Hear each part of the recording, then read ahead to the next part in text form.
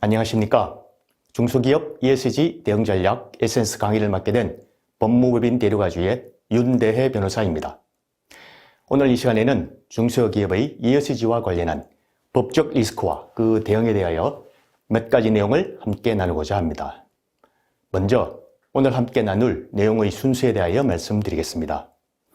ESG의 의미와 내용에 대하여는 이해하고 계시는 분들이 많으시겠지만 간단히 소개해드리는 차원에서 먼저 ESG가 무엇이고 왜 ESG가 문제인가에 대하여 간략히 알아보고, 다음으로 ESG가 공급망에서 위기이자 기회라는 점과 ESG 경영을 통한 선지적 리스크 관리의 필요성에 대하여 간략히 말씀드리도록 하겠습니다.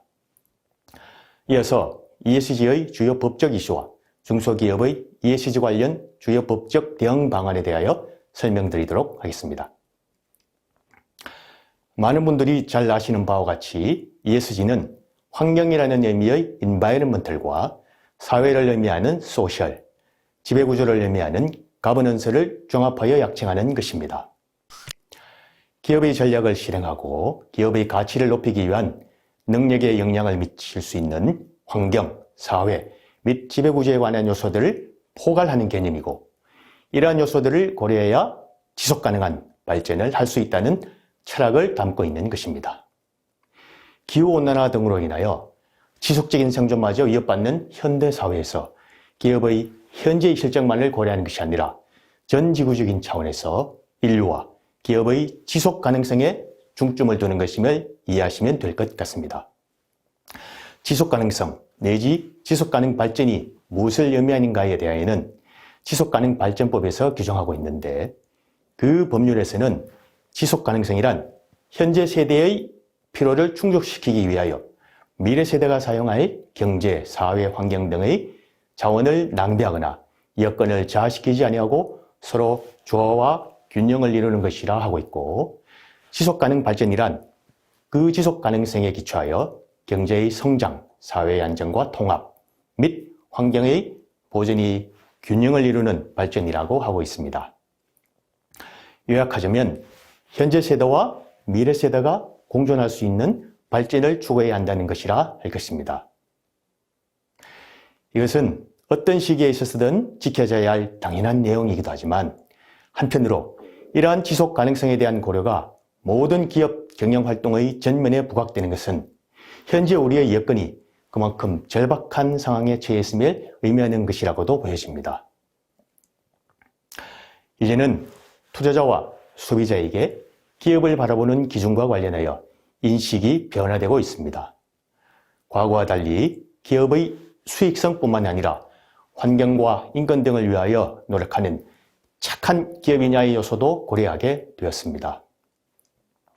세계 최대 규모의 연기금인 노르웨이 국부펀드가 한국전력을 석탄 사업으로 이익을 추구한다는 이유로 투자 대상에서 제외한 사례나, 우리나라 은행, 보험사 등 금융사들이 탈석탄 금융을 선언하면서 그 대체 에너지원인 석유, 천연가스 등에 투자하는 것은 그 예라 할 것입니다. 다시 말해 투자자들은 ESG를 추구하는 기업이 장기적으로는 지속가능한 발전을 이루면서 수익성이 높아진다는 점을 인식하고 대상 기업의 재무적인 요소뿐만 아니라 비재무적인 요소도 검토, 분석하게 된 것입니다.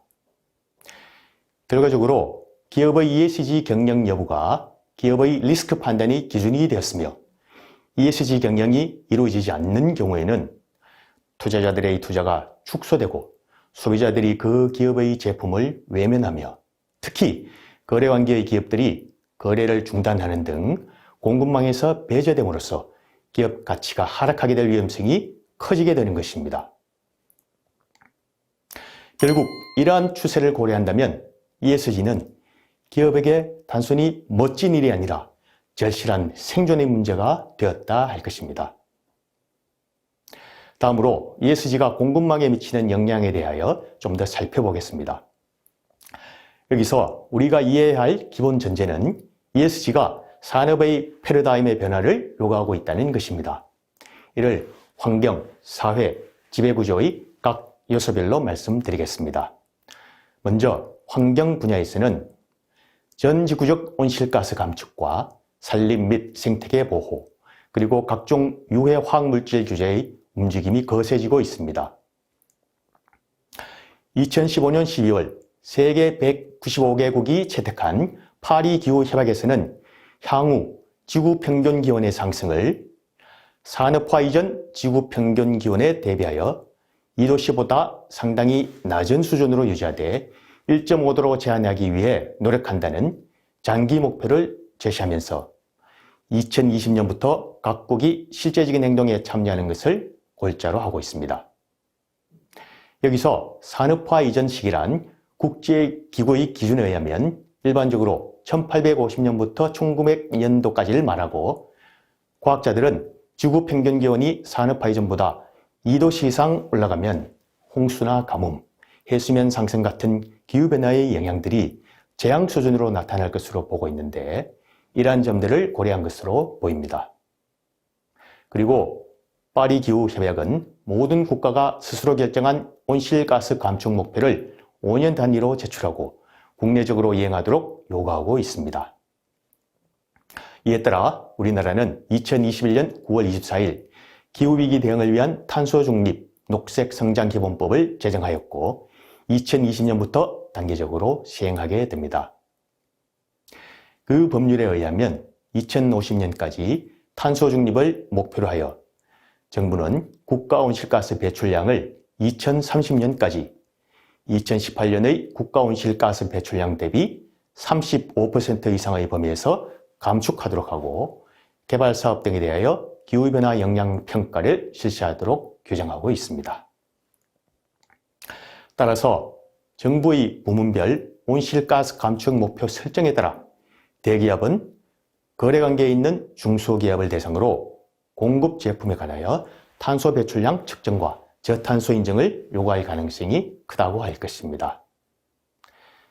다음으로 사회적 측면에서는 세계적으로 강제노동과 아울러 성, 인종차별 등을 금지하는 경향이 점점 더 강해지고 있습니다. 중국의 신장 위구르 지역에서 강제노동이 이루어지고 있다는 이유로 해당 지역에서 생산된 면화 내지 면화 제품의 수입을 금지하거나 아프리카 서남부 지역 카카오 농장에서 아동노동이 이루어진다는 이유로 그 지역에서 생산된 카카오를 원료로 사용한 네슬레 등 식품 회사에 대하여 소송이 제기되는 것 등은 그 대표적인 예라 하겠습니다. 이는 과거 노동자가 처한 상황과는 상관없이 값싼 노동력이라는 이유만으로 제품의 생산과 기업 경영에 쉽게 이용되던 것과는 달리 노동자의 처우나 환경도 고려하는 것으로 바뀌고 있음을 보여주는 것입니다. 유럽에서는 강제노동 등 인권 침해를 근절하기 위해 EU 영내 기업들에게 스플라이 체인에서의 노동 환경 등 실사를 강조하기 위한 법령이 제정 중에 있습니다. 이러한 법령이 제정된다면 기업에게 거래 기업이 환경, 인권, 근로조건 등에서 법규를 준수하고 있는지 실사할 의무를 부과하게 되고 거래 기업이 환경, 인권 등을 침해하거나 관련 법을 위반하는 경우 그 기업의 공급망에서 배제될 수밖에 없을 것입니다. 이러한 흐름은 비단 유럽뿐만 아니라 전 세계적으로 나타나게 될 것으로 예상됩니다. 지배구조의 측면에서도 국내외 투자자들은 ESG 경영 여부를 투자 판단의 기준으로 고려하면서 기업들에게 지배구조의 개선을 점점 더 요구하는 추세에 있습니다. 국제적인 펀드들이 엑슨모빌과 같은 기업에 온실가스 감축을 위해 석유 사업을 줄이라고 하는 등 ESG 경영을 요구하고 우리나라의 국민연금이 국민연금법에 투자 대상과 관련한 환경, 사회, 지배구조 등의 요소를 고려할 수 있다고 규정하는 한편 ESG와 관련한 문제기업에 대하여 사회이사를 추천하는 주주 제안을 검토하는 등 ESG를 강화하는 추세에 있는 것도 그 예라 할 것입니다. 현재 공급망 제한 방침에 대한 중국의 반대 기류 등 국제적인 논란이 있긴 하지만 국제적 기업인 VF사가 강제노동이 이루어지고 있다고 보여지는 시리아, 신장 위구르 지역 등에서 생산되는 제품을 공급망에서 제한하려는 행동도 관심을 가지고 지켜볼 만한 사안이라고 할 것입니다. 결국 대기업은 글로벌 비즈니스를 위한 전제로서 협력업체로 참여하는 중소기업에게 ESG 경영을 요구하게 될 것이고, 결과적으로 공급망 내 모든 참여자들의 ESG 경영이 요구될 것입니다. 그리고 그 요구사항을 충족하지 못하는 경우에는 공급망에서 배제되게 될 것입니다. 따라서 중소기업은 비록 여건이 힘들겠지만 ESG 경영 정책을 단계적으로 수립하고 실행하되 가능한 범위 내에서 선제적인 ESG 환경 구축으로 경쟁력을 확보하여야 할 것입니다.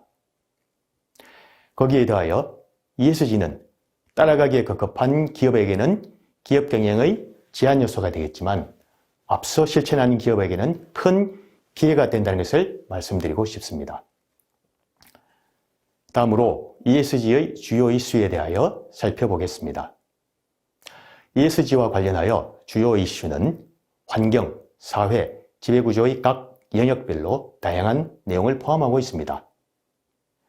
먼저 환경 분야에서는 기후변화, 자원고갈, 환경오염, 화학물질 규제 등이 있고, 사회 분야에서는 인권, 강제노동, 아동노동, 근로조건, 안전 및 중대재해, 소비자보호, 스플라이체인 등이 있으며, 지배구조 분야에서는 주주권 보호, 이사회의 다양성, 이해충돌 방지, 부패방지, 조세회피, 자금세탁, 정보보호 등이 있습니다. ESG의 주요 법적 이슈에 대해서는 다양한 국제협약과 국내 법령에 그 내용이 반영되어 규범화되고 있습니다. 이에 대하여 각 분야별로 좀 더 자세히 살펴보겠습니다. 먼저 환경 분야입니다. 기후변화와 관련하여 앞에서 말씀드린 바와 같이 파리 기후협약은 기후로 인한 지구적 위기를 벗어나기 위한 국제적 협력과 각국 정부의 의무를 규정하고 있고, 그 협약의 내용을 이해하기 위하여 국내 법률로 저탄소 녹색 성장 기본법을 제정하였다가 그 법률을 대체하여 기후위기 대응을 위한 탄소 중립 녹색 성장 기본법을 제정하여 기후변화 대응을 위한 정책을 수립하도록 하였습니다. 또한 폐기물 관리법 등에서 폐기물의 관리와 관련하여 규정하고 있는데, 최근 폐기물의 처리와 관련하여 중요성이 되어가고 있는 점을 유의할 필요가 있을 것으로 보입니다. 그리고 환경오염과 관련하여 대기환경보전법, 소음진동법 등은 대기오염 물질의 배출 기준이나 소음 배출 기준 등을 제시하고 그 위반에 대하여 제재를 가하고 있어 그 준수가 요구되는데, 이러한 내용도 환경 분야 법률 일수의 한 형태라 할 것입니다. 마지막으로 화학물질 규제와 관련하여 화학물질관리법에서 화학물질의 취급과 안전에 대하여 규정하고 있고, 그러한 사항이 위반되는 경우에는 형사처벌 및 과태료 등의 제재를 부과하도록 하고 있는 점 등도 유념할 필요성이 있을 것입니다. 다음으로 사회 분야에 있어서도 각 요소별로 다양한 국내외 규범이 제정되어 시행되고 있습니다. 인권과 관련하여 국가인권회의법, 남녀고용평등법, 장애인차별금지법, 양성평등기본법 등, 직장에서 성별의 차별 또는 장애인 차별 등에 대하여 규정하고 있고, 그 중요성이 더해가고 있으므로 직장 내 차별 금지에 대하여 유의할 필요성이 있습니다. 그리고 최근 직장 내 갑질 등이 문제가 되고 있는데, 근로기준법에 그러한 직장 괴롭힘 등도 금지하는 규정을 두고 있다는 점도 반드시 이해하고 준수할 필요성이 있습니다. 특히 보건안전과 관련하여 산업안전보건법과 중대재해처벌법은 안전을 위한 기준과 그 위반 시 제재가 점점 강화되어 가고는 추세에 있으므로 대기업과 중소기업을 막론하고 사업자, 경영 책임자 등은 반드시 세부적인 내용을 이해하고 대비하여야 할 것입니다. 중대재해처벌법과 관련하여서는 뒤에서 다시 한번 살펴보도록 하겠습니다.